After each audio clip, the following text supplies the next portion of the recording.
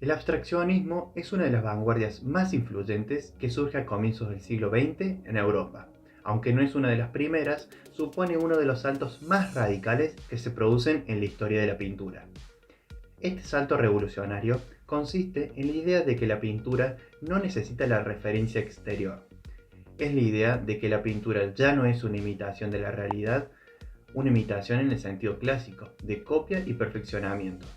Ni siquiera una imitación parcial, como les interesaba a los impresionistas a través de la luz.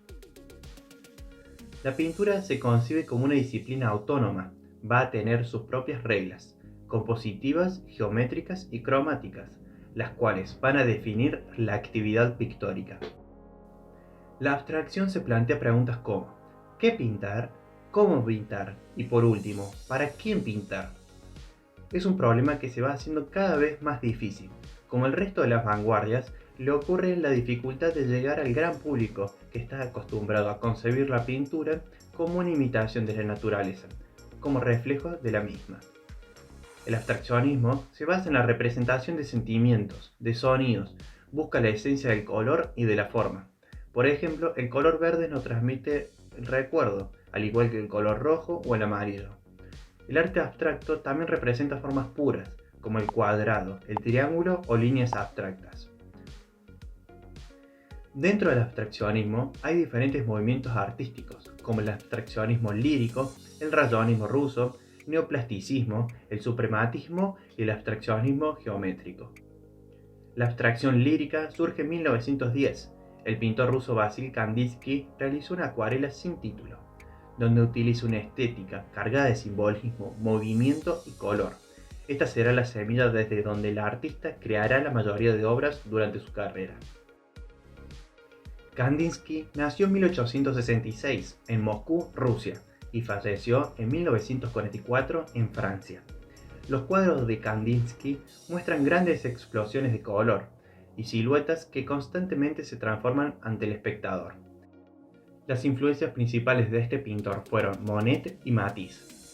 Se consideraba que las pinturas de Kandinsky funden la percepción del oído y la vista. Él visualizaba sonidos como parches de color, era amante de la música de Wagner, y esta emergía en sus más abstractas creaciones.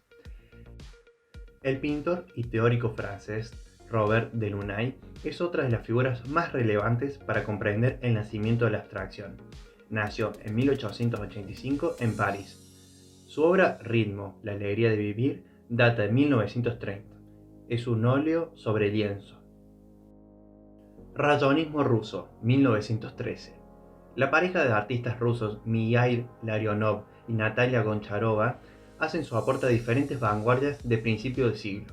Crean grupos e incluso fundan movimientos, y hasta buscan la reivindicación del arte popular de su tierra, lo que llamamos primitivismo ruso.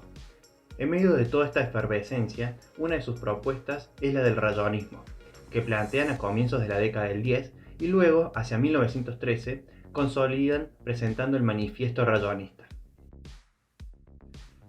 El abstraccionismo ruso tiene muchos puntos de contacto con el futurismo y el cubismo, tanto que a veces ha recibido el nombre de cubo-futurismo ruso.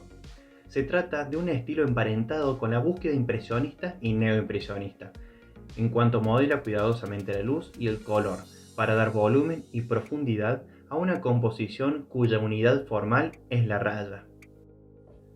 Larionov dice: el rayonismo es la pintura del espacio, revelada no por los contornos de los objetos, ni siquiera por sus colores formales, sino por el incesante e intenso drama de los rayos que constituyen la unidad de todas las cosas. Suprematismo, 1916. La corriente más significativa dentro de la abstracción rusa es el suprematismo, el estilo de abstracción absoluta desarrollado por Kazimir Malevich. Se trata de un estilo bidimensional, basado exclusivamente en el uso de formas geométricas básicas y colores neutros y primarios. De este modo, iniciaba el periodo de la negación de la pintura y la muerte del cuadro, camino que a partir de 1950 retomarán los artistas norteamericanos con sus pinturas monocromáticas. Los suprematistas simplifican y ordenan todo, reducen los colores y así los espectadores de sus obras nos olvidamos que en vez de estar ante una representación, estamos ante todo del universo reducido en un cuadrado. El suprematista Kazimir Malevich fue un pintor vanguardista ruso. Buscó la simplicidad y la abstracción como máxima expresión del arte. Expulsó toda realidad visible y basó su obra exclusivamente en la fuerza del color y la geometría. El artista ruso plasmó lo más sencillo para crear lo más complejo. Nació en 1879 en Kiev, Ucrania.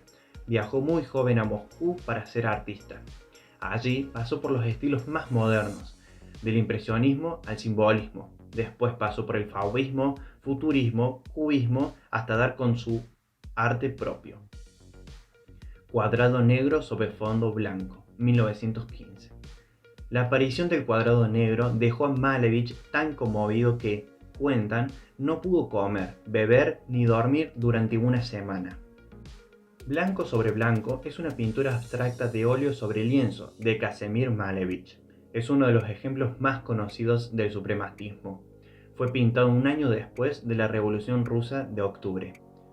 Círculo negro es un cuadro de 1924, también de Malevich.